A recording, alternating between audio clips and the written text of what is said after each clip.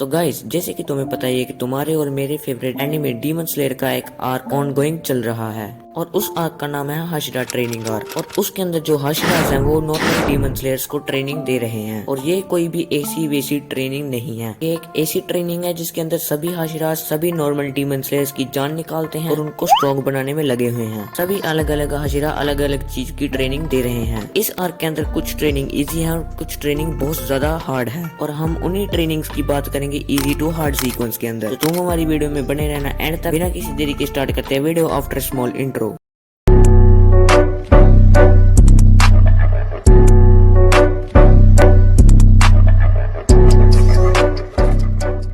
Hashira training की easy to hard sequence पे जाएं उससे पहले हम कुछ बेसिक चीजों पे बात करते हैं। जैसे कि मैंने कहा सभी हाशिरा अलग अलग चीजों पे ट्रेनिंग दे रहे हैं, तो इसलिए हम पहले बात करते हैं कौन सा हाशिरा कौन सी ट्रेनिंग दे रहा है। यहाँ पे अगर हम पहले बात करें हाशिराज की गिनती की तो यहाँ पे सिर्फ 6 हाशिराज हैं जो कि ट्रेनिंग दे रहे हैं, क्योंकि बाकी के जो 3 हाशिराज हैं जो कि ट्रेनिंग नहीं दे रहे हैं उनमें से एक अपने बिग ब्रो रेंगोकू है जिनको अपने अकाजा सामा के द्वारा डोनट सामा बना दिया गया था। और आगे आते हैं तामियो का जिसके अंदर इन्फीरियरिटी कॉम्प्लेक्स है हाशिराज के बीच में, इसलिए वो अपने आप को हाशिराज के इक्वल नहीं मानता, इसलिए वो ट्रेनिंग भी नहीं दे रहा। और अगले नंबर पे आती है अपनी शिनोबू। जो अपनी शिनोबू है वो किसी को ट्रेनिंग तो नहीं दे रही, पर वो हाशिरा ट्रेनिंग के वक्त में अपनी लेडी तमायो के साथ एक नशीली गोली बना रही थी जिससे कि वो अपने अपर मून 2 डोमा और अपने मुजान को खत्म कर सके। इसलिए ये कुछ हाशिराज थे जो कि अपने हाशिरा ट्रेनिंग के वक्त ट्रेनिंग नहीं दे रहे थे। और जो हाशिराज ट्रेनिंग के लिए बचते हैं वो 6 हाशिराज बचते हैं। तो हम पहले ये जानते हैं कि इन 6 हाशिराज ने कौन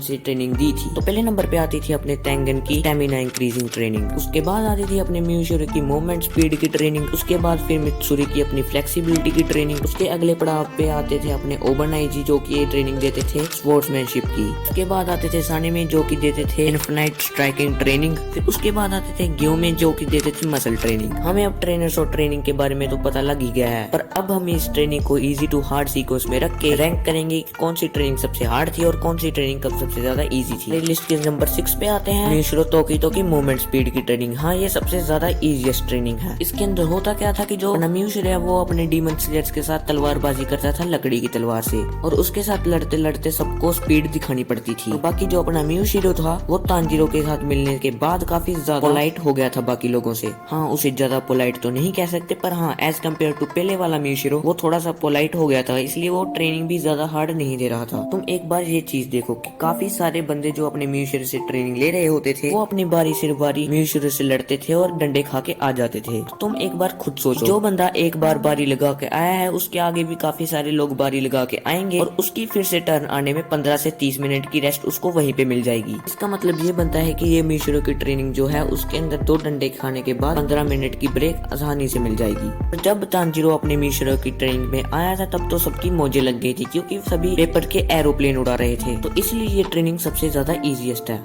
अब हम अगर अपने लिस्ट के अगले नंबर पे जाएं तो आती है अपनी मित्सुरी सामा की ट्रेनिंग। इस ट्रेनिंग के अंदर अपनी लेडी मित्सुरी फ्लेक्सिबिलिटी एंड लचीलेपन की ट्रेनिंग दे रही होती है। और तुम यहाँ पे कह सकते हो कि भाई ये ट्रेनिंग इजी कैसे हुई, हमने तो एनीमे देखा है सभी चीखे मार रहे थे इसकी ट्रेनिंग के अंदर। तो पर अगर तुम इसकी ट्रेनिंग पे ध्यान से गौर करोगे तो तुम्हें ये पता लगेगा कि ये सिर्फ बेसिक स्ट्रेचिंग एक्सरसाइज करा रही है, वो भी काफी ज्यादा हार्ड लेवल पे। और वैसे भी जो अपनी हाशिरा ट्रेनिंग है वो एक नर्क के टूर की तरह बताई गई है, क्योंकि ये काफी ज्यादा हार्ड होती है। अगर तुम्हारे सामने स्वर्ग की कोई अप्सरा है तो तुम नर्क में कैसे हो सकते हो यार। और अगर तुम खुद सोच के देखो कि इसके अंदर येनित्सु जैसा बंदा हो, उसने तो इस ट्रेनिंग को नाचते टापते हुए पार किया होगा। वो कैसे पार किया होगा तुम्हें खुद पता है, क्योंकि वो बहुत बड़ा ठरकी है। और मित्सुरी जैसी खूबसूरत औरत के सामने उसका दर्द तो निकला ही नहीं होगा। और यहाँ पे सोचो दूसरी तरफ एक ऐसा बंदा है जो कि सभी स्ट्रेचिंग एक्सरसाइज रोज करता है और वो काफी ज्यादा लचीला पहले से ही है। उस बंदे के लिए तो ये स्ट्रेचिंग एक्सरसाइजेस उसकी नॉर्मल रूटीन के जैसे ही है, क्योंकि वो पहले से लचीला है, तो उसे इन स्ट्रेचिंग एक्सरसाइजेस के अंदर ज्यादा तकलीफ होगी नहीं, तो वो नाचते टापते हुए सबको पार कर लेगा। भाई अपनी लिस्ट के 4th नंबर पे आते हैं अपने ओबनाई ईगोरो की ट्रेनिंग जो कि है स्पोर्ट्समैनशिप की ट्रेनिंग। तो देखो भाई ये बंदा है टोटली सनकी टाइप का, तो इसलिए इसकी ट्रेनिंग भी कुछ सनकी टाइप की ही होती है। तो अपने ओबनाई ईगोरो की ट्रेनिंग है वो अपने म्यूशिरो की ट्रेनिंग का अपग्रेडेड वर्जन है। इसके अंदर अपना एक डीमन स्लेयर जो होता है वो अपने ओबनाई के साथ लकड़ी की तलवार के साथ तलवारबाजी करता है।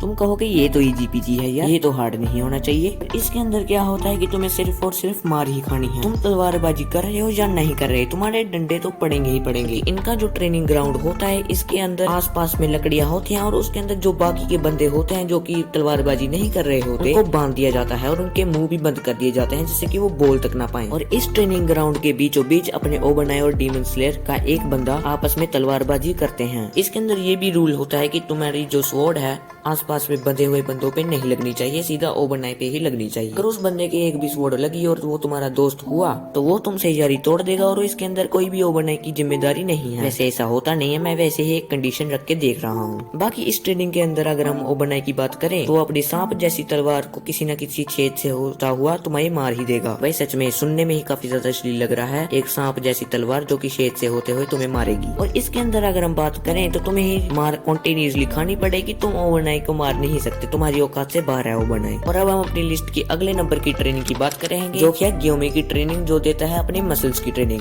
इस ट्रेनिंग के अंदर बस तुम्हें आसान से 3 काम करने होते हैं। तो पड़ाव कुछ ऐसे है कि तुम्हें पहले नंबर पे तो एक ठंडे से पानी के झरने के नीचे रहना पड़ेगा। नहीं तुम्हें नहाना नहीं है, ये ट्रेनिंग का एक पार्ट है। और उस झरने का पानी इतना तेज है और उस पानी के प्रेशर इतना ज्यादा है, अगर तुमने थोड़ी सी भी ढील दी तो तुम्हारी गुत्थी वहीं पे टूट जाएगी। ऊपर से वो पानी भी इतना ठंडा होता है कि उसके अंदर तो बर्फ भी जम जाए। फिर अगले नंबर पे दूसरा आसान काम आता है इस ट्रेनिंग के अंदर की तुम्हें एक लकड़ के बड़े से पीस को उठाना होता है और उससे थोड़े बहुत चक्कर लगाने होते हैं। इसके अंदर बस तुम्हारा एक ही नुकसान हो सकता है, तुम्हारी कंधे की हड्डी टूट जाएगी ज्यादा से ज्यादा, तुम बीच में हक दोगे या तुम्हारी अंदरूनी नाड़ियां फट जाएंगी। अगला काम आता है कि एक बड़े से पत्थर को तुम्हें धक्का लगाना है जो कि तुम्हारी औकात से बिल्कुल ही बाहर है। धक्का लगाते लगाते तुम्हारा मुंह भी बीच में निकल सकता है और तुम हक भी सकते हो। उससे भी एक्सट्रीम लेवल का जोर लगाते हो तो तुम्हारी नसें तो बिल्कुल ही फटेंगी, बचने का चांस कोई भी नहीं है। तुम ये भी कह सकते हो कि इस ट्रेनिंग के अंदर काफी ज्यादा खतरनाक काम करने होते हैं। ये ट्रेनिंग 3rd नंबर पे क्यों है, पहले नंबर पे क्यों नहीं रखी गई? क्योंकि पहले नंबर पे जो झरने का पानी होता है वो काफी ज्यादा ठंडा होता है, जो आसपास पे पत्थर होते हैं वो काफी ज्यादा गर्म होते हैं और उसके साथ तुम चिपक भी सकते हो, कोई रोक टोक नहीं की जाएगी। और लकड़ उठाने वाले टास्क के अंदर तुम्हें आराम से प्रोग्रेस करके उस लकड़ को उठाना होता है, ना कि सीधा जोर लगा के अपनी मौत को बुलावा देना होता है। और आखिर में अगर बात रही अपने पत्थर को धक्का देने की, तो उसके अंदर भी तुम्हें प्रोग्रेस करनी है, आराम से संयम के साथ वो ट्रेनिंग करनी है और तुम उस पत्थर को थोड़ा बहुत तो धक्का दे ही दोगे। और ये हमारी लिस्ट पे 3rd नंबर पे इसलिए है क्योंकि ये काफी ज्यादा हार्ड और हानिकारक तो है ही, पर ये उनके लिए है जो कि ट्रेनिंग करते हैं। हाँ, तुम सही समझे, ये ट्रेनिंग को तुम क्विट भी कर सकते हो अगर तुम्हें ज्यादा मुश्किल लगती है तो। और तुम इस ट्रेनिंग को क्विट करके घर पे बैठ के मेरी वीडियोस को देख सकते हो, जिससे कि तुम्हारे एनिमे के एग्जाम में 100% नंबर आएंगे। पर यह ट्रेनिंग मिस करना ज्यादा अच्छा काम नहीं है, इसलिए तुम चुपचाप क्या करो कि तुम एक जंगल के अंदर जाओ, उसके अंदर तुम एक मिट्टी की मादो की तरह स्टेबल बैठ जाओ जैसे कि तुम एक मूर्त हो, और ईयरफोन्स लगा के तुम आराम से मेरी वीडियोस देखो और तुम ट्रेनिंग करने से आसानी से बच जाओगे, क्योंकि